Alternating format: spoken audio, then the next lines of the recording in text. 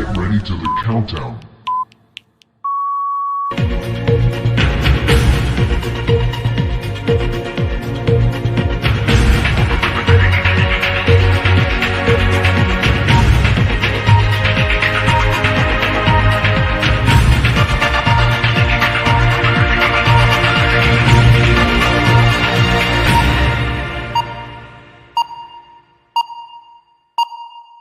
Bismillahirrahmanirrahim. Alhamdulillahirrabbilalamin. Wassalatu wassalamu ala asrafil anbiya'i wal mursalin wa ala alihi wa sahbihi ajma'in. Subhanaka la ilma lana illa ma 'allamtana innaka antal alimul hakim. Rabbi shrah li sadri wa yassir li amri wahlul 'uqdatam min lisani yafqahu qawli. Yang berusaha Dr. Masitah binti Muhammad Yusof, pengarah IPG Campus Tun Hussein On, Batu Pahat Johor. Yang dihormati Encik Muhammad Razi bin Muhammad Suradi, Timbalan Pengarah IPG Campus Tun Hussein On, Batu Pahat Johor. Yang berusaha Dr. Muhammad Zarkwan bin Zainul, panel jemputan bagi program wancana ilmiah pada kali ini. Ketua-ketua jawatan, ketua-ketua unit, barisan pensyarah cemerlang, para pensyarah, staf sokongan dan para penonton yang sedang mengikuti program wacana ilmiah ini secara dalam talian. Assalamualaikum warahmatullahi wabarakatuh. Salam sejahtera, salam kasih, salam IPG KTHO kelas pertama 2025. Pertamanya terima kasih diucapkan kepada semua atas kesudian untuk bersama dalam program wacana ilmiah ini, dan untuk pengetahuan semua, wacana ilmiah pada kali ini adalah siri yang ke-7 bagi tahun 2022. Untuk makluman para penonton, program ini adalah anjuran Jabatan Perancangan Penyelidikan dan Inovasi bersama Jabatan Pembangunan Profesional dan Latihan IPG Campus Tun Hussein On. Sebelum saya menjemput pembentang pada pagi ini, ingin saya perkenalkan dahulu beliau.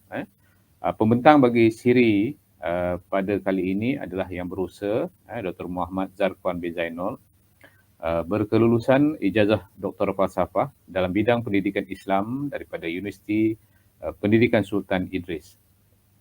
Kini beliau berkhidmat sebagai pensyarah akademik di Jabatan Pendidikan Islam IPG Campus Tun Hussein On, Batu Pahat Johor.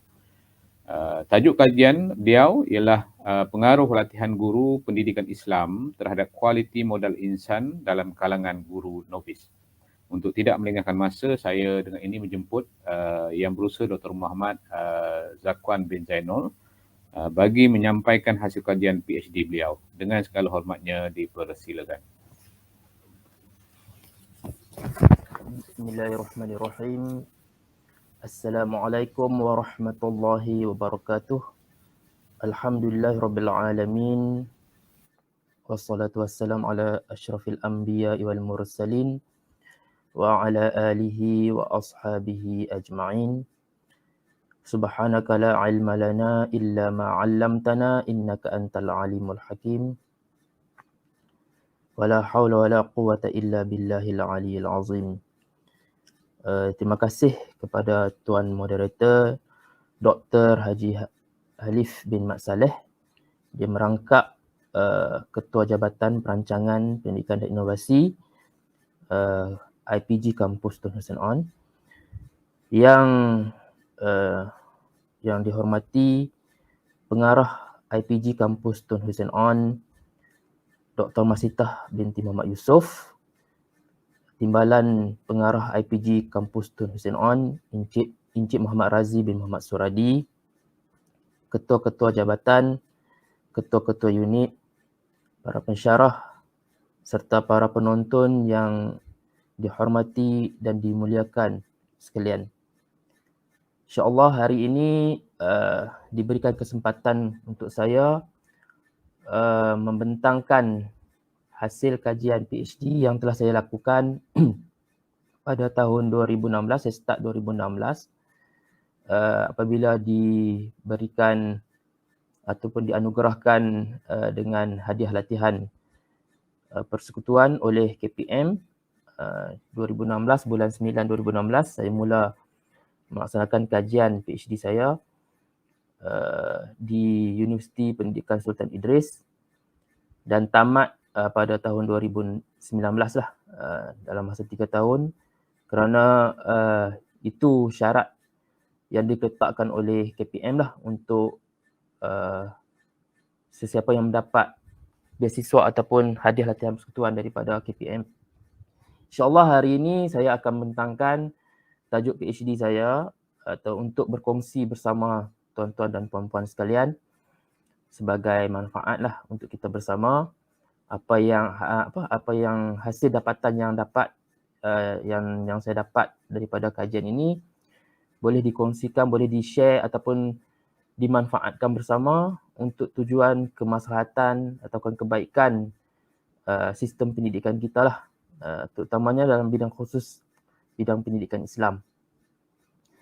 Baik, saya akan sharekan slide untuk kongsikan hasil kajian PhD yang saya lakukan selama 3 tahun ini.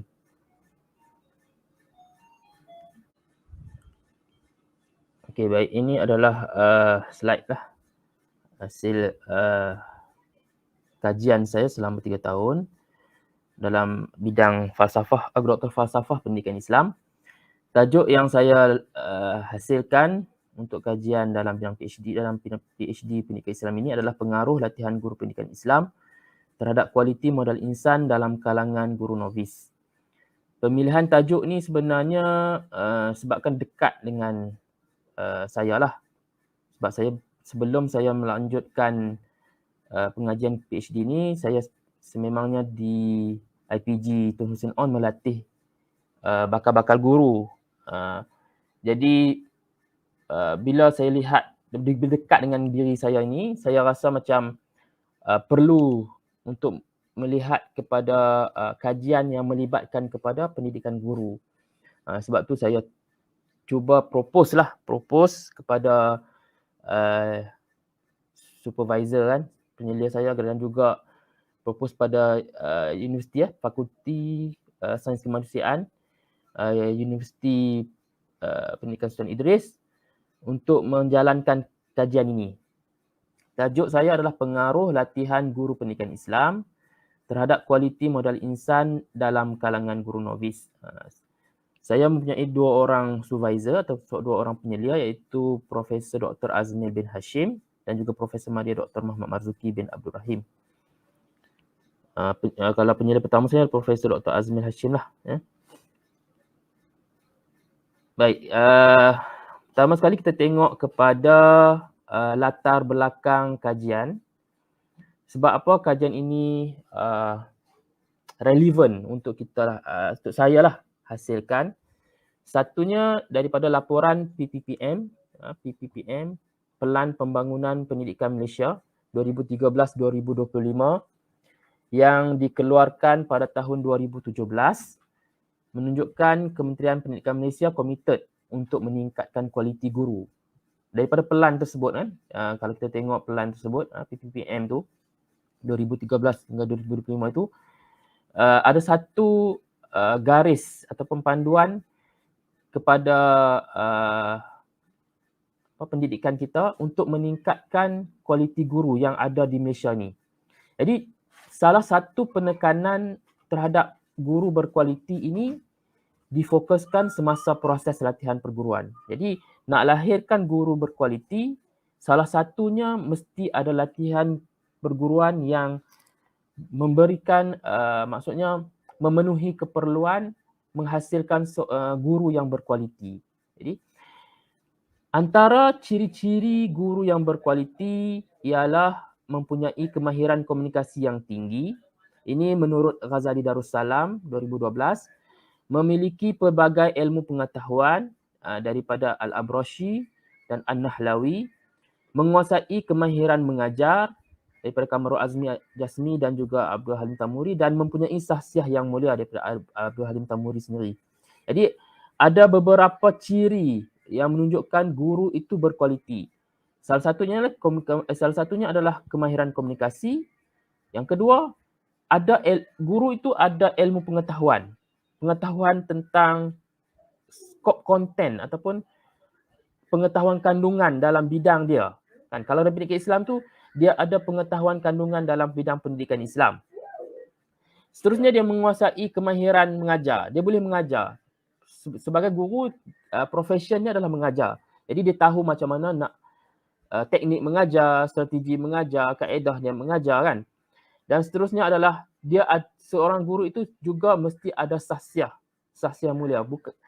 Kalau guru itu dia boleh mengajar, baik mengajarnya bagus, ilmunya ada, kan komunikasinya bagus. Tapi kalau sahsiahnya tak okey, dia belum lagi capai guru yang berkualiti. Ini maksud ciri-ciri guru yang berkualiti yang perlu ada kepada seorang guru lah.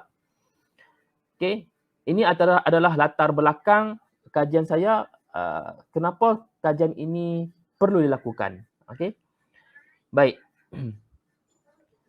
Seterusnya kita lihat kepada penyataan masalah. Sesuatu kajian yang nak dilakukan mesti ada masalah. Sekiranya tidak ada masalah, sukar untuk kita nak tahu kenapa kita nak buat kajian kalau tak ada masalah kan. Bila ada masalah baru kita nak kaji kan. Jadi ada beberapa hasil daripada literature review ataupun daripada kajian literatur yang menunjukkan ada permasalahan dalam kualiti guru dan juga dalam latihan perguruan. Baik.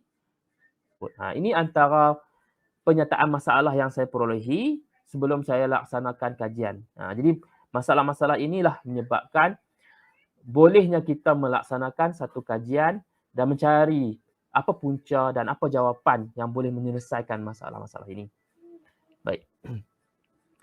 Daripada permasalahan ini saya hasilkan ada 5 objektif. Objektif kajian saya lah. Okey. Okey, objektif yang pertama adalah mengenal pasti persepsi guru pendidikan Islam baharu tu sebagai novice lah. Saya masa saya viva dulu saya tulis baharu. Tapi bila selepas penilaian oleh Senat, dia suruh tukar term baharu itu kepada novice. Dia kata term novice itu, terma novice itu lebih menjurus kepada terma kajian macam itulah. Tapi masa saya viva memang baharu.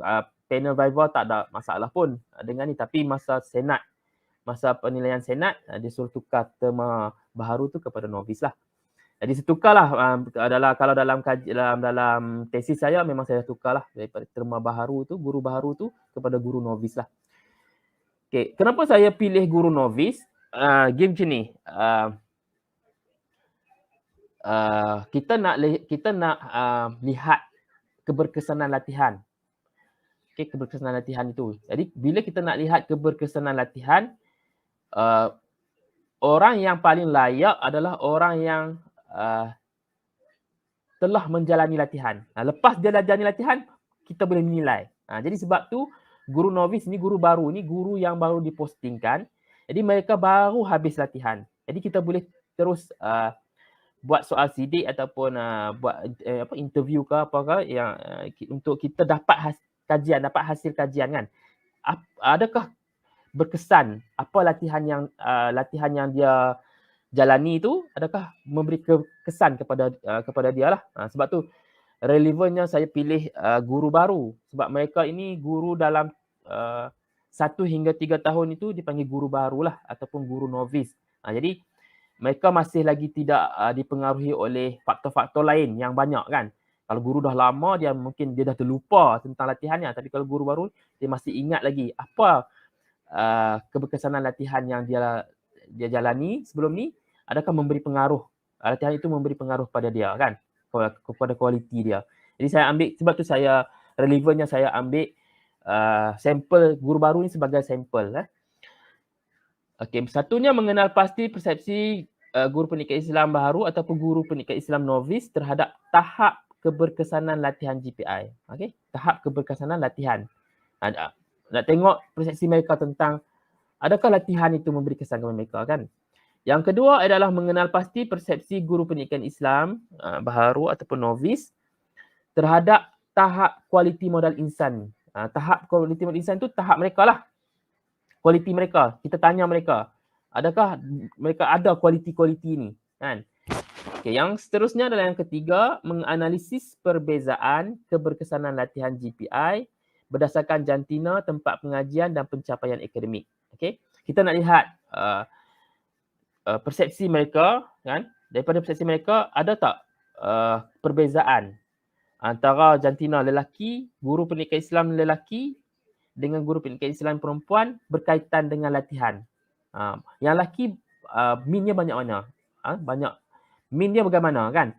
Yang perempuan min dia bagaimana? Mana lebih tinggi kan? Okey. Yang kedua adalah tempat pengajian. Adakah signifikan tempat pengajian kan? Dengan latihan. Saya kat sini saya ambil 2 tempat pengajian lah. Saya pecahkan sebab yang memberikan yang memberikan latihan di Malaysia ini secara dasarnya 2 institusi besar lah. Satu adalah universiti kan. Universiti yang ada fakulti pendidikan atau yang mengeluarkan ijazah pendidikan ataupun diploma pendidikan.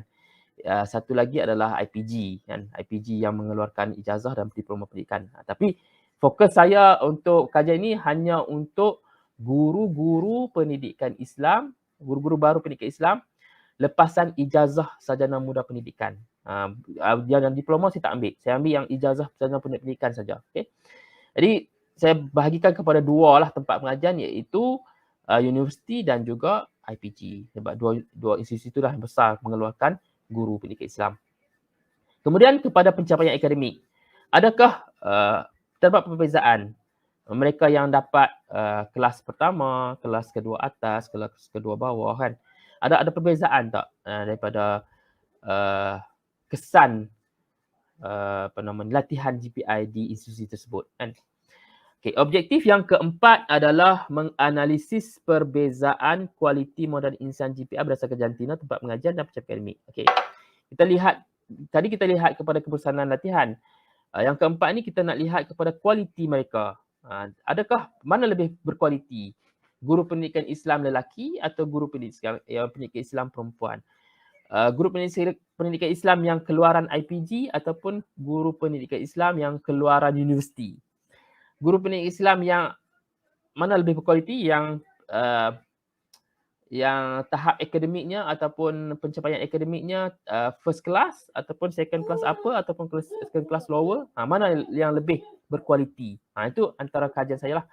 Dan yang terakhir, objektif yang kelima adalah menentukan pengaruh keberkesanan latihan GPI ataupun guru pendidikan Islam terhadap kualiti modal insan GPI. Jadi kita nak tengok, adakah latihan pendidikan Islam yang ada di universiti, yang ada di IPG memberi pengaruh kepada kualiti? Dia dapat menghasilkan tak kualiti yang kita nak? Kualiti guru pendidikan Islam, kualiti modal insan guru pendidikan Islam ini. Okey. Ini 5 objektif yang saya dapat garapkan dalam kajian saya, hasil daripada permasalahan kajian tadi kan. Baik. Okey, kerangka konseptual saya guna 2 tokoh ini, iaitu Kirkpatrick dan juga Ibn Khaldun. Okey, ini adalah kerangka konseptual yang kita dapat daripada 2 tokoh untuk menjalankan kajian ini. Okey. Kirkpatrick adalah tokoh tentang latihan kan. Kalau kita baca tentang latihan, ROE, ROI kan, tentang latihan, kebanyakan firma-firma ataupun dalam jabatan kerajaan sendiri menggunakan model Kirkpatrick ni untuk menilai latihan kan. Okey, Kirkpatrick ni dia ada 4 model, ada 4 tahap. Dalam model itu dia ada 4 tahap, ada 4 level kan. Reaction atau reaksi, pembelajaran ni, kemudian dia ada perlakuan dan juga hasil. Dia ada 4 level, 4 tahap, 4 tahap dalam model dia lah untuk menilai keberkesanan latihan. Okey, reaksi ni ataupun reaction ni dia lebih dalam kajian saya lah. Bila kita baca kajian-kajian yang menggunakan Kirkpatrick model ni, kebanyakan yang mereka lihat adalah kepuasan sistem pengurusan. Sebab kita tengok tadi ada masalah tentang pengurusan kan, pengurusan latihan guru pendidikan Islam, lebih kepada acuan barat, kurikulumnya kan, begitulah. Yang kedua kepada kepuasan kepada pensyarah. Reaction ataupun reaksi guru pendidikan Islam baru yang baru lepas jalani latihan tu, apa reaksi mereka kepada ataupun adakah mereka berpuas hati dengan hasil pensyarah yang mengajar tu. Itu yang kedua. Yang ketiga adalah kepuasan kemudahan utiliti latihan. Tadi buat masalah tentang utiliti tadi, kita juga nak lihat kepada apakah kepuasan mereka terhadap kemudahan utiliti yang ada di institusi yang membekalkan latihan guru kan. Okey. Tahap yang kedua adalah pembelajaran, prestasi pembelajaran. Apa prestasi pembelajaran mereka? Adakah mereka boleh? Dia ada tiga domain lah untuk menilai kepada prestasi pembelajaran ni. Satu adalah pengetahuan, yang kedua kemahiran dan tiga adalah sasiah. Okey, dia tiga kan. Pengetahuan, kemahiran dan sasiah. Okey. Daripada latihan tu, adakah mereka dapat pengetahuan yang mencukupi, mendapat kemahiran yang mencukupi dan memperolehi sasiah yang okey, yang baik kan daripada latihan tersebut. Okey, ada tiga lah untuk pembelajaran. Yang seterusnya adalah perlakuan. Perlakuan adalah tahap perlakuan adalah kita nak lihat kepada prestasi individu. Prestasi beliau semasa di sekolah. Daripada hasil daripada dia belajar tu, dan kita lihat kepada prestasi masa dia perform di sekolah, performance dia kan, prestasi dia di sekolah. Adakah dia okey? Dia boleh melaksanakan pengajaran seperti mana yang dia dapat daripada hasil daripada latihan tersebut. Okey. Yang seterusnya hasil. Itu hasil ini adalah lebih kepada prestasi organisasi, organization performance, organisasi. Jadi daripada latihannya dapat, dia punya latihan tu dia dapat dan apa yang dia boleh buat, apa yang dia boleh hasilkan untuk menguruskan organisasi. So, macam dengan sekolah lah. Okay? Dia dihantarkan ke sekolah. Adakah dia memberi manfaat kepada sekolah tersebut, guru tersebut? Daripada segi organisasi sekolah, daripada segi dengan ketua jabatan, dengan rakan sejawatnya, dengan muridnya, adakah organisasi tersebut distrukturkan dengan baik apabila dia ditempatkan di sesuatu organisasi ataupun di satu sekolah. Itu maksudnya kan. Jadi Kate Patrick ni dia memberikan 4 tahap penilaian ataupun 4 tahap betul lah, 4 tahap penilaian lah penilaian. 4 tahap penilaian iaitu reaksi, pembelajaran, perlakuan dan hasil. Okey. Untuk modal insan, saya menggunakan tokoh Islam, tokoh terkenal lah. Kebanyakan kajian menggunakan tokoh ni lah, Ibn Khaldun. Sebab bila kita baca kitab Muqaddimah Ibn Khaldun tu, saya tak pernah baca sebelum ni kitab Muqaddimah Ibn Khaldun sebelum saya buat PhD.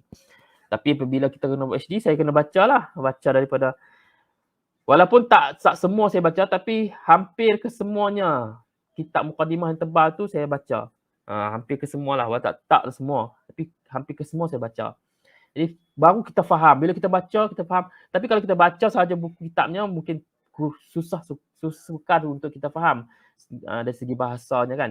Tapi kita kena rujuk kepada kitab-kitab lain lah, ataupun sumber-sumber lain yang menjelaskan tentang kitab tu.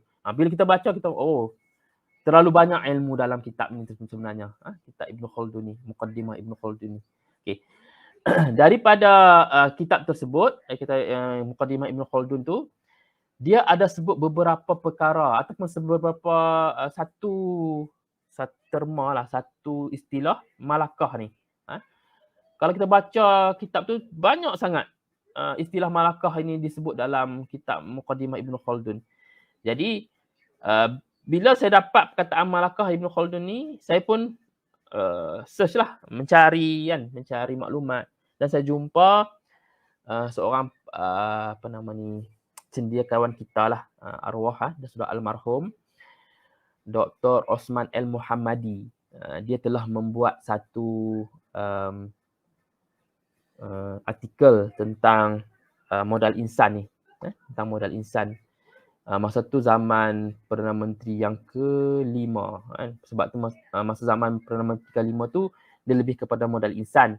Jadi almarhum Dr. Osman Al-Muhammadi ini telah menulis tentang modal insan, dan dia keluarkan berkaitan modal insan itu daripada kitab Muqaddimah Ibn Khaldun, dan dia perincikan kepada 5 modal insan yang perlu ada kepada setiap orang. Dia secara general, secara general, secara keseluruhan, secara umum.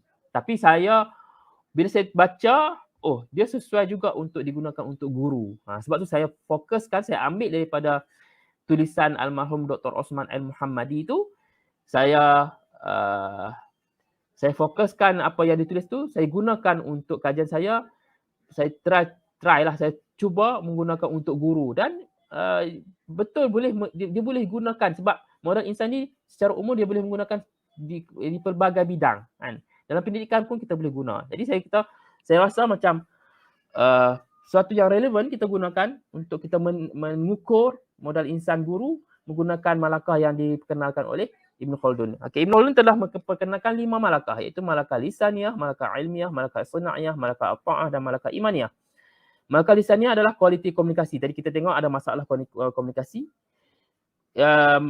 Yang kedua malakah ilmiah, iaitu kualiti ilmu. Kita tengok tadi ada permasalahan daripada kualiti ilmu kandungan.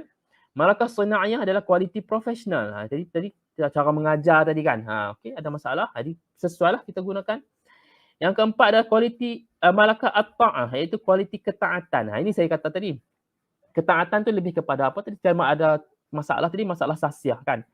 Kita tidak ada ketaatan kepada Allah Subhanahu Wa Taala itu. Yang kita kat situ kan. Jadi kita akan lakukan kemaksiatan bila kita tidak ada ketaatan tu. Yang seterusnya adalah keimanan ataupun malakah imaniyah, iaitu kualiti keimanan. Itu pun lebih kepada sasiah kita lah, lebih kepada diri kita kan.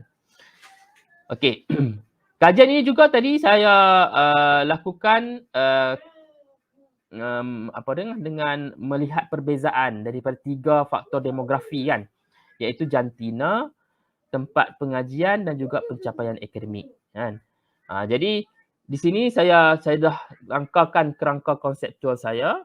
Jadi yang hijau itu menunjukkan kita nak lihat kepada perbezaan. Sebab kita tadi ada objektif saja tu ada perbezaan. Kita nak lihat perbezaan dari segi keberkesan latihan, dari sudut jantina, tempat pengajian dan pencapaian akademik, dan juga nak lihat perbezaan juga untuk kualiti modal insan guru pendidikan Islam, yang hijau tu. Dan yang merah ini adalah untuk kita dapatkan hasil objektif yang kelima tadi, iaitu menentukan pengaruh. Adakah latihan guru pendidikan Islam yang ada di Malaysia ini memberi pengaruh kepada kualiti modal insan guru pendidikan Islam. Daripada segi 5 aspek kualiti inilah, adakah dia memberi pengaruh daripada 5 aspek kualiti ini? Kita tengok nanti sama-sama ya. Baik. Okey, metod yang saya gunakan untuk kajian saya ini adalah reka bentuk kajian ini sepenuhnya saya gunakan adalah tinjauan soal sidik, tinjauan irisan rentas ataupun cross sectional survey. Saya gunakan sepenuhnya kuantitatif. Saya tidak ada kualitatif dan juga mixed method, tidak ada. Saya guna sepenuhnya adalah soal sidik. Saya gunakan soal sidik sepenuhnya, cross sectional survey. Okey, maksud cross sectional survey tu sekali. Kita tidak buat 2-3 kali. Sekali sahaja sebarkan soal sidik dan kita collect balik ataupun kita kutip balik soal sidik yang kita sebarkan tu. Terus kita buat analisis lah, begitu. Okey, pengumpulan data untuk kajian ini, pertama saya menjalankan kajian rintis. Kajian rintis saya melaksanakan selama hampir 4 bulan juga di satu daerah di Selangor. Sebab saya pilih daerah Selangor, nanti kita tengok sebab apa? Sebab Selangor ni antara penempatan guru baru yang ramai, guru Melayu pendidikan Islam yang ramai di Selangor, di Johor, di Sabah Sarawak, antara yang ramai lah. Saya pilih Selangor, daerah Gombak. Gombak sahaja masa tu guru baru dipostingkan adalah hampir 200 orang. Jadi saya kata, sesuai lah saya laksanakan kajian rintis di situ, sebab ramai. Okey, kajian rintis, menjalankan kajian rintis. Kemudian habis kajian rintis, kita dah betulkan kita punya soal sidik, kita dah betulkan kita punya ayat apa semua kan, kita dah perbaiki semua yang perlu kita buat kajian, baru kita laksanakan kajian sebenar lah. Okey, yang seterusnya memperolehi kebenaran dari PDP ataupun bahagian pembangunan pendidikan dasar pendidikan lah, macam EPRD lah, saya pun tak ingat singkatan dia ni. EPRD lah bahagian tentang untuk kajian-kajian ni. Jadi kita perlu dapatkan surat kelulusan daripada situ dulu. Okey, daripada JPN, Jabatan Pendidikan Negeri, ini pun perlu kita dapatkan surat kebenaran mereka. Sebab kalau kita tidak ada surat daripada EPRD, kita tidak ada surat daripada JPN, dan kita juga perlu, kalau kita dah tahu daripada JPN, kita dah tahu sekolah kita nak pergi tu, kita juga perlu minta kebenaran daripada sekolah tersebut. Ada juga negeri yang perlu minta kebenaran daripada PPD. Contohnya masa saya buat tu, Johor, JPN Johor, dia balas balik surat kepada saya, perlu juga mohon kebenaran daripada PPD. Tapi setengah JPN tak perlu. Surat JPN tu pun dah cukup kan. Kita kena ikut, kena akur lah. Ini adalah proses untuk kita laksanakan kajian kan. Kita kena bawa semua surat-surat kebenaran ni ke sekolah, baru kita boleh masuk premis tersebut untuk kita laksanakan kajian. Okey, yang seterusnya adalah penganalisisan data. Analisis data lah. Analisis data saya buat tiga jenis penganalisisan. Deskriptif ni kita nak tengok peratus, min, sisian piawai ni untuk jawab objektif 1, 2 tadi. 1 dan 2. Kemudian ujian MANOVA, analisis MANOVA, kita nak lihat kepada perbezaan berdasarkan demografi tadi. Nak tengok perbezaan daripada jantina, nak tengok perbezaan daripada tempat pengajian, dan juga nak tengok perbezaan daripada pencapaian akademik tadi kan. Dan yang akhir sekali adalah PLSM. PLSM ni Structural Equation Modeling. Ni kita nak bentukkan model yang kita dapat daripada kajian kita nak bentukkan model. Jadi saya buat analisis faktor lah daripada PLSM untuk jawab objektif yang ke-5 tadi, iaitu menentukan pengaruh latihan guru terhadap kualiti modal insan kan. Baik. Ini adalah metod yang saya gunakan untuk kajian saya. Okey. Seterusnya pensampelan. Okey. Saya gunakan pensampelan adalah daripada guru pendidikan Islam baharu ataupun guru pendidikan Islam novis seluruh Malaysia. Saya kaji seluruh Malaysia. Ni kajian ni saya cakap betul-betul proses yang sangat meletihkan. Letih sebab kita kena pergi seluruh Malaysia. Saya pergi ke Sabah, Sarawak tak pergi, saya pergi Sabah. Zon Malaysia Timur saya ambil Sabah. Zon Utara saya ambil Kedah dan Penang. Zon Timur saya terpaksa ambil Terengganu dan Kelantan. Terengganu. Okey, Terengganu dan Pahang. Zon Tengah ni, zon Tengah saya ambil Selangor saja sebab Selangor saja ramai kan. Zon Selatan saya ambil Johor, negeri Johor. Jadi ini saya terpaksa ambil seluruh Malaysia sebab kita nak generalisasikan kita punya kajian. Kan. Jadi kita kena collect ataupun kena take data daripada seluruh Malaysia lah.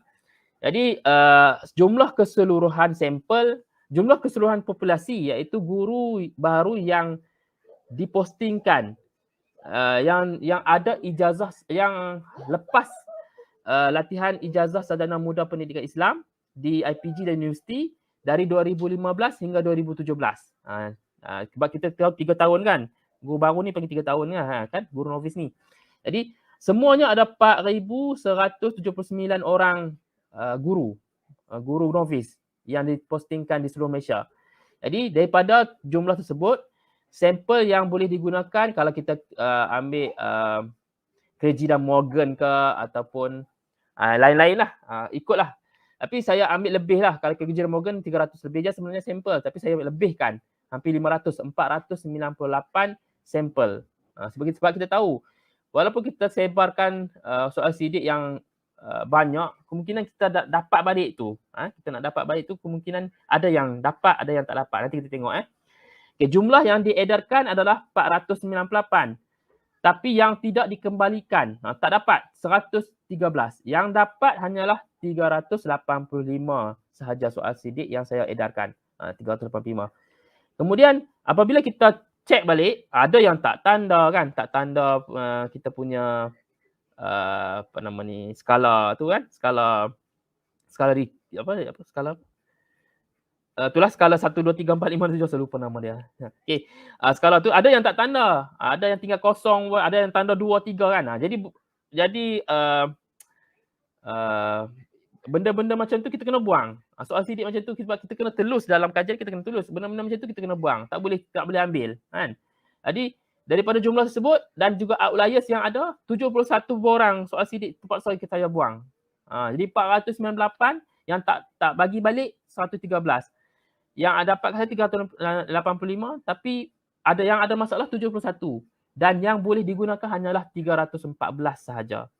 Jadi saya hanya boleh analisis daripada 314 saja. Okey, ini adalah dapatan saya, okey, untuk menjawab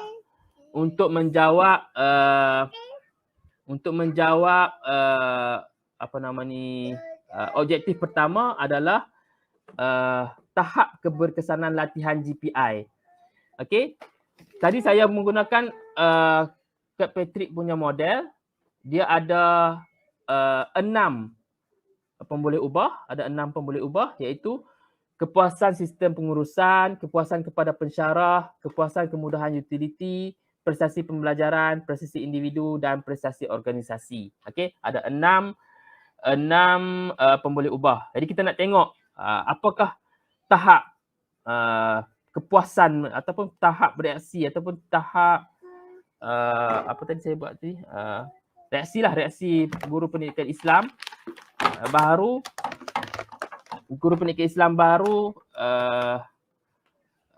terhadap keberkesanan latihan guru pendidikan Islam di IPG dan universiti kan. Okey, untuk kepuasan sistem pengurusan minnya adalah 8.31. Saya lupa nak beritahu. Saya menggunakan skala 10, 1 hingga 10. Kebanyakan orang guna skala 5 kan. Ada yang menggunakan skala 7. Tapi saya untuk kajian saya guna skala 10, 1 hingga 10.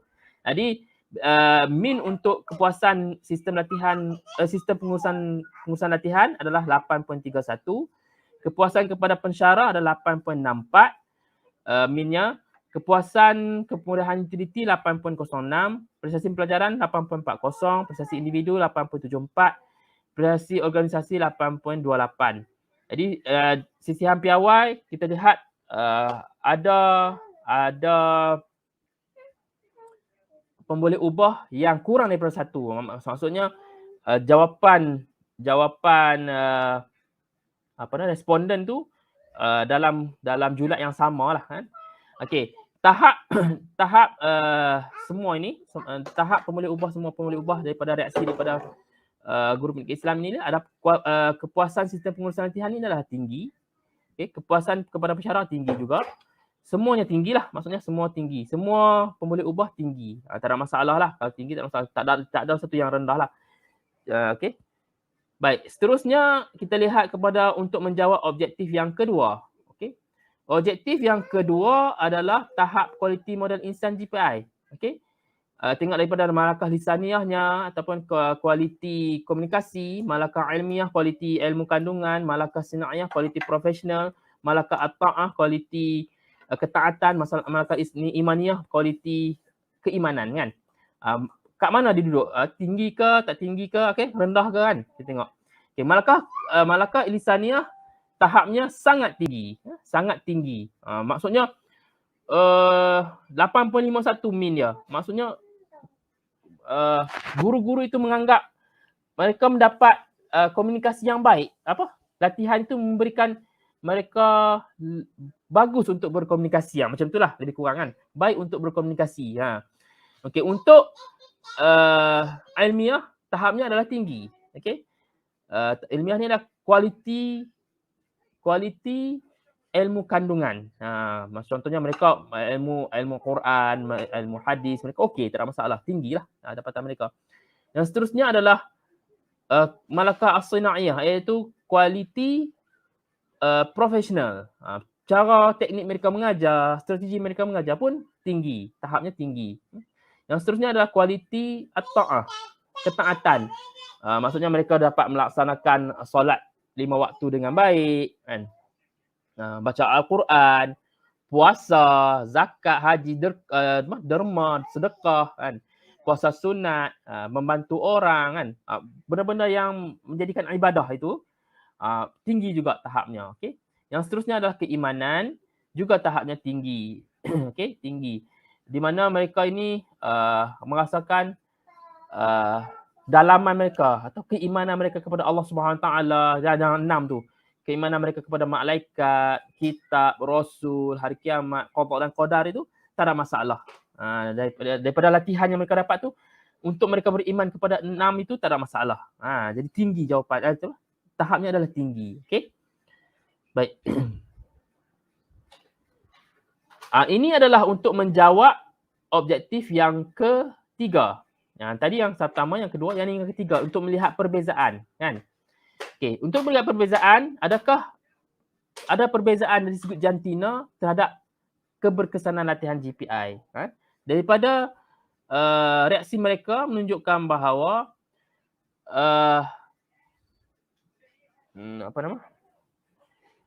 yang pertama ini adalah latihan, pengurusan latihan, okey. Pengurusan latihan menunjukkan bahawa kepuasan kepada sistem latihan, KS ni kepuasan kepada sistem latihan menunjukkan signifikan. Dia ada perbezaan antara lelaki dan perempuan. Maksudnya perempuan dengan lelaki lebih berpuas hati. L tu lelaki, P tu perempuan lah. Jadi min dia 5.9, dia dah signifikan 0.06 kan, signifikan lah lebih pada 0.05 kan, lebih pada 0.05. Jadi dia signifikan lah, maka dia signifikan, dia lebih kecil daripada 0.05, maka dia signifikan lelaki lebih berpuas hati dari sudut kepuasan sistem latihan yang ada di IPG University. Dia 8.59, tinggilah kan. Okey, yang untuk kepuasan pada pensyarah tidak ada tak signifikan untuk lelaki dan perempuan. Kepuasan utility pun tak signifikan, sama saja. Okey, untuk prestasi pembelajaran signifikan sebab dia 0.002, bawah pada 0.05, maka lelaki lebih berprestasi dalam pembelajaran mereka daripada guru pendidikan Islam perempuan. Okey. Untuk prestasi individu juga menunjukkan signifikan, dan prestasi guru pendidikan Islam lelaki lebih tinggi minnya daripada guru pendidikan Islam perempuan. Dan yang terakhir adalah prestasi organisasi juga menunjukkan bahawa min lelaki lebih tinggi daripada min guru pendidikan Islam perempuan. Maka kat sini menunjukkan guru pendidikan Islam lelaki lebih tinggi minnya dari sudut beberapa pemboleh ubah lah. Ada 4 pemboleh ubah yang signifikan lah. Untuk tempat pengajian, ni 4 pemboleh ubah, iaitu kepuasan sistem, kepuasan kepada pensyarah, kepuasan kepada utility, prestasi pembelajaran, prestasi individu tidak ada tak signifikan. Sebab atas daripada 0.05. Tapi untuk prestasi organisasi ada signifikan. Okey. Maksudnya yang mana lebih tinggi kan dalam prestasi organisasi mereka? Adakah keluaran IPG dan universiti? Menunjukkan kalau kita tengok sini, keluaran universiti itu lebih tinggi minnya daripada keluaran IPG. Dari sudut prestasi organisasi mereka. Okay? Dan yang terakhir adalah pencapaian akademik. Kalau tengok semua ini tak ada masalah. Kan? Tak ada masalah. KS semua tak signifikan. Tetapi dekat proses prestasi organisasi signifikan. First class, second class dengan third class ada signifikan. Dan menunjukkan yang mereka yang mendapat second class itu lebih tinggi prestasi organisasi mereka, min prestasi organisasi mereka. Ini dapatan ni menyebabkan menunjukkan bahawa bukan first class, tak semestinya dapat first class, bila pergi ke sekolah dia bagi prestasi organisasi yang baik. Second class ni sini tunjukkan walaupun sikit, tak ada 8.32 dengan 8.28, tapi dia menunjukkan ada perbezaan. Second class pun mungkin selepas itu kan, selepas itu dia baru menunjukkan bahawa selepas dia dapat latihan tu baru dia menunjukkan kewibawaan dia, professionalism dia kan. Okey. Baik. Seterusnya adalah perbezaan kualiti modal insan. Okey, yang ni kita tengok balik. Dari segi jantina, mana lebih berkualiti? Mana kita baca, kita buat kajian ni, baru kita nampak kan, mana lebih guru pendidikan Islam perempuan atau guru pendidikan Islam lelaki daripada 5 kualiti tu. Okey, dari segi kualiti malakah lisaniah ataupun kualiti komunikasi, menunjukkan bahawa min guru pendidikan Islam lelaki lebih tinggi. Malakah ilmiah ataupun kandungan, menunjukkan juga bahawa kualiti guru pendidikan Islam lelaki lebih tinggi juga. Malakah Sinaiyah, kualiti profesional juga menunjukkan guru pendidikan Islam lelaki lebih tinggi. Malakah At-Ta'ah juga menunjukkan guru pendidikan Islam lelaki lebih tinggi, dan juga malakah Imaniyah juga menunjukkan guru pendidikan Islam lelaki lebih tinggi, 9.73 kan, lebih tinggi. Okey. Untuk tempat pengajian antara universiti dengan IPG, ada dua sahaja yang signifikan, iaitu malakah ilmiah ataupun kualiti ilmu kandungan, dan juga malakah Imaniyah, kualiti keimanan. Okey, kualiti ilmu kandungan menunjukkan keluaran daripada universiti minnya lagi tinggi, iaitu 9.34 berbanding keluaran daripada IPG. Daripada segi kualiti ilmu kandungan. Okey. Ini kita dapatan ni boleh menunjukkan bahawa ada sesuatu yang kita boleh memberikan maksudnya boleh perbaiki, boleh diperbaiki kan di IPG lah. Perlu lihat apa universiti buat yang boleh dapat kualiti guru pendidikan Islam keluarannya lebih tinggi daripada segi kualiti ilmiah atau kualiti ilmu kandungan itu sendiri. Okey, yang seterusnya adalah malakah Imaniyah. Iman juga menunjukkan keluaran universiti, guru keluaran universiti lebih tinggi minnya daripada guru keluaran IPG. Okey, untuk pencapaian akademik tidak ada perbezaan. Semua pemboleh ubah tidak ada perbezaan. Jadi menunjukkan first class, second class ataupun second class lower, semua kualitinya bila kat sekolah tak ada masalah, sama saja. Okey. Baik. Dan untuk menjawab objektif yang kelima, okey, kita nak lihat adakah latihan guru pendidikan Islam memberi pengaruh kepada kualiti modal insan guru pendidikan Islam itu sendiri. Okey. Daripada hasil kajian ini menunjukkan bahawa latihan guru pendidikan Islam memberi kesan kepada kualiti komunikasi adalah 59.8%. Kepada kualiti ilmu kandungan adalah 19%. Kepada kualiti malakah Sinaiyah ni ataupun profesional ada 29.4% ataupun 4%. Okey. Malakah At-Ta'ah memberi kesan kepada malakah At-Ta'ah adalah 32.6%, dan yang memberi kesan kepada malakah Imaniyah ataupun kualiti keimanan adalah 14.9%. Baik. Kita nak tengok peratus ni macam mana? Adakah peratus kesan peratus ini memberikan kesan besar, kesan kecil ataupun tidak ada kesan langsung? Kepada latihan itu tidak ada kesan langsung kepada kualiti itu. Okey. Menurut Hare salah seorang tokoh method dalam SEM lah, Structural Equation Modeling ni, dia mengatakan bahawa untuk melihat kepada kesan besar mesti 75% ke atas. Ini tidak ada kesan besar lah, maksudnya tidak ada sampai 75% ke atas. Jadi yang ada hanyalah 59%. Dan dia kata untuk dapat kesan yang sederhana lebih kurang 50% ke atas. Yang tengok lebih kurang yang sederhana adalah 59% adalah malakah lisaniyah. Maksudnya latihan guru pendidikan Islam kita lebih menekankan ataupun lebih berfokuskan untuk melahirkan kualiti komunikasi daripada kualiti-kualiti lain. Kualiti komunikasi yang lebih sampai 59.8%. Okey, yang kedua adalah yang besar adalah kualiti ketaatan ataupun malakah At-Ta'ah. Okey, cara beribadahnya. Okey, guru pendidikan Islam dekat Malaysia ini kan. Latihan itu memberikan kesan kepada malakah At-Ta'ah 32.6%. 32.6% ni adalah kesan kecil saja. Kesan dia tak besar, kesan dia bukan sederhana, kesan dia ada kesan kecil. Okey. Dia mesti 20 ke atas. 20 ke atas 20% ke atas kesan kecil lah. Yang beri kesan kecil hanyalah dua, malakah At-Ta'ah dengan malakah Sinaiyah. Kesan kecil kepada latihan itu memberi kesan kecil kepada kualiti tersebut. 29.4% dengan 32.6%. Okey. Untuk malakah ilmiah dengan malakah Imaniyah, kalau menurut Hare lah, menurut Hare, R tu R square tu, jumlah R square 19% dengan 14.9% ni, dia tidak memberi kesan. Jadi kat sini kita rasa memberi masalah lah. Maksudnya latihan guru yang ada di Malaysia ini tidak memberi kesan kepada malakah ilmiah dengan malakah Imaniyah. Sedangkan dua perkara itu sangatlah besar dalam pendidikan Islam. Ilmu kandungan itu kan sangat besar. Keimanan itu lah. Sebab nak jaga sahsiah kita guru pendidikan Islam itu sangat besar. Jadi di sini kita lihat, dapatan ini melihatkan bahawa ada perkara yang perlu kita perbaiki daripada kajian ini. Baik. Ini adalah kesimpulan yang saya dah buat. Okey.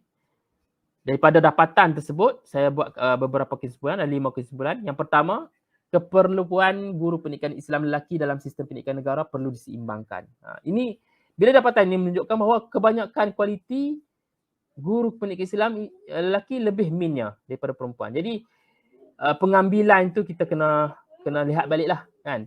Perlu ada keseimbangan lah antara pengambilan lelaki dengan perempuan. Sebab bila kita hantar guru yang berkualiti, murid secara saya tak kata guru pendidikan Islam perempuan tak berkualiti, tapi daripada dapatan ini menunjukkan kita perlu ada penambahbaikan lah kan, untuk kita seimbangkan pengambilan guru pendidikan Islam lelaki dengan perempuan dalam kajian ini. Yang kedua, bila kita lihat daripada dapatan IPG dengan universiti tadi, jadi kita kena adakan satu kolaborasi dan kerjasama antara IPG dan universiti membentuk kerangka program latihan GPI pada masa depan. Kena ada perlu apa dalam kurikulum tu untuk kita lihat sama-sama kita bawa kepada nak menghasilkan kepada guru pendidikan Islam yang berkualiti, yang boleh melahirkan murid juga yang berkualiti dan bersaksiah juga bertakwa kan. Itu kita yang pentingnya kena ada kolaborasi dan kerjasama antara IPG dan universiti. Okay.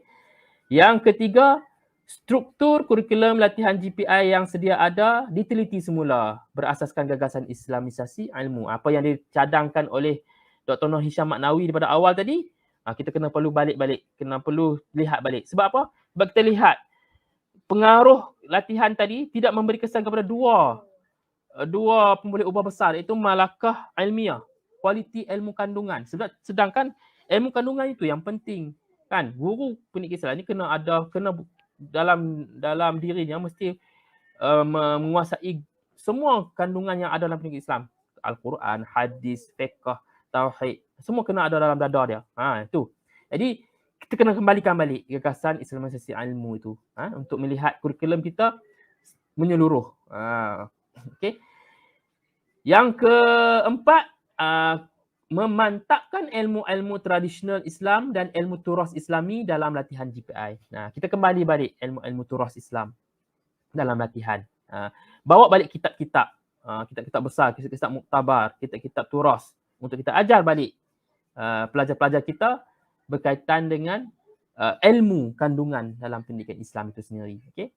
Dan yang kelima, mengembalikan keutuhan latihan GPI dengan pengintegrasian ilmu naqli dan akli berasaskan tauhid. Itu penting juga.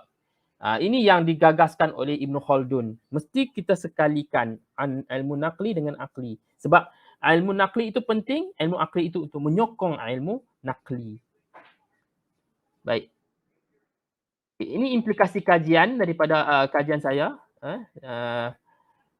Jadi ada 6 yang saya rasa implikasi yang perlu kita lihat. Yang pertama, penggabungan konsep model Kirkpatrick dan teori Ibn Khaldun, dia memenuhi keperluan latihan GPI.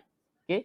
Yang kedua, sebarang perubahan dan pengebuahsuaian terhadap latihan GPI dilakukan berdasarkan data empirikal. Kita kena buat kajian dulu. Jangan pakai ubah macam tu je. Sebab tu kita akan masalah dalam struktur latihan kita kalau kita ubah sesuka hati. Ubah sesuatu struktur kurikulum ataupun struktur latihan, perlu ada kajian. Daripada hasil kajian itu kita boleh, data empirikal yang kita dapat itu baru kita boleh ubah dengan betul. Kat mana yang kurangnya, yang perlu diperbaiki. Okay? Yang seterusnya adalah Kementerian Pendidikan Malaysia perlu mengetatkan syarat dan prosedur pengambilan guru pendidikan Islam berpaksikan aspek malakah Ibn Khaldun. Ini implikasinya lah daripada kajian ni. Kalau kita nak ambil guru pendidikan Islam, nak ambil seseorang untuk jadikan guru pendidikan Islam, kita lihat kepada kelima-lima malakah tersebut yang digagaskan oleh Ibn Khaldun. Kita lihatlah adakah dia komunikasi okey, ilmu kandungan tentang pendidikan Islam dia tak ada masalah. Dia boleh mengajar ilmu dia panggil malakah sunaiyah. ta'ah dia boleh beribadat, solat subuh, solat berjemaah, kalau lelaki solat berjemaah lah di masjid, sekurang-kurangnya kan. Kemudian adakah keimanan tidak masalah, sasiah dia semua? Kalau boleh, saya rasa implikasi KPM perlu mengetatkan syarat dan prosedur pengambilan GPI berpaksikan aspek Malakah Ibn Khaldun. Yang seterusnya adalah tumpuan terhadap ilmu turas Islam. Dijadikan mekanisme dalam program latihan GPI di Malaysia. Ini pun diutarakan oleh beberapa orang sarjana. Kembalikan balik ilmu turas Islam. Ajar balik kitab-kitab turas di IPG ataupun di universiti. Kan? Kemudian, latihan guru pendidikan Islam perlu menggabungkan program secara teori dan praktikal. Jangan kita belajar teori je. Perlu ada kepada praktikal. Perlu kepada praktikal. Okay. Yang seterusnya adalah JPI ataupun guru pendidikan Islam diberikan latihan secara berterusan seperti latihan dalam perkhidmatan setelah tamat pengajian. Jangan tinggal dah dapat latihan di IPG ataupun di universiti, masuk sekolah kita tinggal tu tak ada latihan langsung. Tak boleh. Kena ada latihan secara berkala lah. Contohnya latihan dalam perkhidmatan untuk meningkatkan keupayaan mereka lah daripada segi kualiti mereka yang kualiti guru pendidikan Islam itu sendiri kan. Okey. Baik, ini cadangan lanjutan daripada kajian ini. Apa yang boleh dibuat kajian selanjutnya selepas kajian yang saya buat ni. Satunya adalah pendekatan metodologi yang saya buat ni adalah cross sectional survey. Jadi boleh guna metodologi lain, metod tinjauan secara longitudinal ataupun nak guna metod secara kualitatif, boleh, tak ada masalah. Terus boleh untuk teruskan kajian ini. Yang kedua, penggunaan model TPS, Swanson, ROI oleh Philip Stone atau komponen latihan GPI oleh Abdul Halim Tamuri sendiri. Saya gunakan Kirkpatrick dan Ibn Khaldun. Kemungkinan untuk kajian-kajian seterusnya menggunakan model-model lain. Ini antara model-model yang boleh disarankan lah. Model Swanson oleh TPS oleh Swanson, ROI oleh Philip Stone dan juga komponen latihan GPI oleh Abdul Halim Tamuri. Ini antara model yang boleh digunakan untuk mengukur ataupun menilai latihan. Dan seterusnya adalah penambahan jumlah saiz sampel. Saiz saya tadi 314. Bila saya buat kajian ni, saiz saya itu menunjukkan bahawa dia punya range dia kecil. Kalau boleh untuk range lebih besar, tambah saiz sampel lagi. Tambah saiz sampel lagi. Itu cadangan saya lah. Dan yang terakhir adalah meninjau pengaruh mediation. Mediation ni mediasi yang memberi mediator ataupun penengah yang lain lah, ataupun moderation. Mungkin ada pengaruh-pengaruh lain, contoh motivasi, efikasi kendiri yang boleh dimasukkan dalam kajian. Mungkin dia dapat latihan tapi dia tidak ada motivasi, contoh macam tu. Ataupun dia tidak ada efikasi kendiri. Kita boleh lihat perkara-perkara lain yang menyebabkan kenapa latihan ini tidak memberikan kesan dari segi dua sudut tadilah, dua sudut kualiti tadi. Sebab apa? Mungkin tidak ada motivasi, mungkin tidak ada efikasi kendiri. Mungkin itu adalah cadangan saya untuk kajian lanjutan nanti. Baik. Okey, ini masa saya Viva PhD dulu. Saya Viva pada 24 September 2019. Alhamdulillah dinilai oleh tiga orang. Seorang daripada UPSI ataupun Universiti Pendidikan Sultan Idris sendiri dan dua daripada luar lah. Seorang daripada UTM, Profesor Dr. Ajmain Safar, dan seorang lagi daripada UMK, Universiti Malaysia Kelantan, Profesor Dr. Kamaruzaman Abdul Ghani. Ini SB saya, Profesor Dr. Azmil dengan Profesor Madya Dr. Mazuki. Ada sekali lah masa tu. Alhamdulillah saya dapat Viva dalam masa, saya rasa sejam lah. Tak sampai sejam kot. Tak banyak soalan sangat lah. Alhamdulillah. Dan Alhamdulillah saya dapat anugerah ni. Saya tak sangka pun sebenarnya sebab dalam PKP kita pun biar je nak dapat, nak konvo pun tak konvo pun kita tak tahu kan. Jadi tiba-tiba surat tahun 2020 tu, surat daripada UPSI menunjukkan saya dapat anugerah ni. Saya syukur sangatlah, tak sangka pun saya dapat anugerah ni. Saya salah seorang lah daripada 1, 2, 3. 8 orang daripada 8 orang. Daripada 8 orang ni saya dapat anugerah Bintara ni daripada UPSI. Terima kasih kepada UPSI lah menganugerahkan anugerah ini kepada kami. Okey. Dan ini adalah konvo saya. Alhamdulillah daripada hasil kajian ini banyak sangat bantuan. Ini antaranya keluarga saya lah, antara tulang belakang yang besar, dan juga banyak kawan-kawan lah.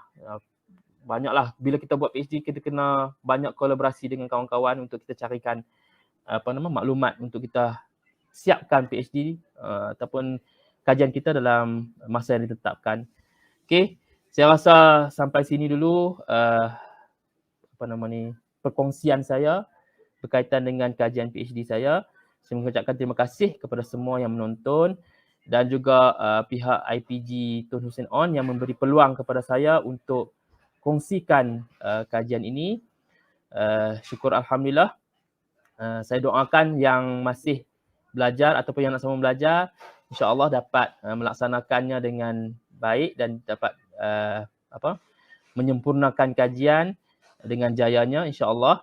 Dan saya ucap terima kasih kepada IPG sekali lagi, kepada pengarah, kepada timbalan pengarah, kepada Jabatan Perancangan Pendidikan dan Inovasi sendiri, Jabatan Pengguna Latihan dan semua yang terlibat. Terima kasih. InsyaAllah kita jumpa lagi di lain masa. Saya ucapkan wabillahi taufiq wal hidayah. Wassalamualaikum warahmatullahi wabarakatuh. Kembali kepada Dr. Halif lah.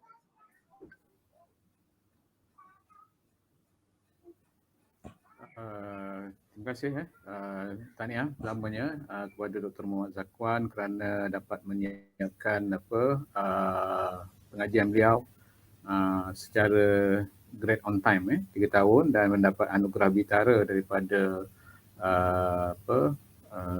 USI.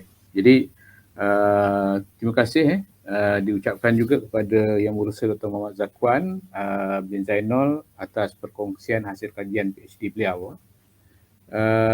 Saya bagi pihak majlis ingin merakamkan jutaan terima kasih kepada barisan Jawatankuasa Wacana Ilmiah bersama kru teknikal yang berjaya menguruskan program ini sehingga ia berjaya dikeudarakan. Juga jutaan terima kasih juga kepada semua penonton yang sudi menonton program ini daripada awal hingga ke akhir program. Dan saya bagi pihak urus setia program ini ingin memohon maaf sekiranya terdapat kesilapan dan kekurangan di dalam masa program ini berlangsung. Jadi sebelum mengakhiri program kita pada kali ini, saya ingin memaklumkan kepada semua, jangan lupa menonton siri ke-8 program Wacana Ilmiah ini pada 22 Mei 2022 bersama seorang lagi panel iaitu Yang Berusaha Dr. Muhammad Yusuf bin Dagang dengan tajuk kajian beliau Kreativiti itu Anugerah. Jadi sekian dulu, kita bertemu lagi dalam siri Wacana Ilmiah yang akan datang. Saya sudahi dengan ucapan wabillahi taufiq wal hidayah. Wassalamualaikum warahmatullahi wabarakatuh. Terima kasih.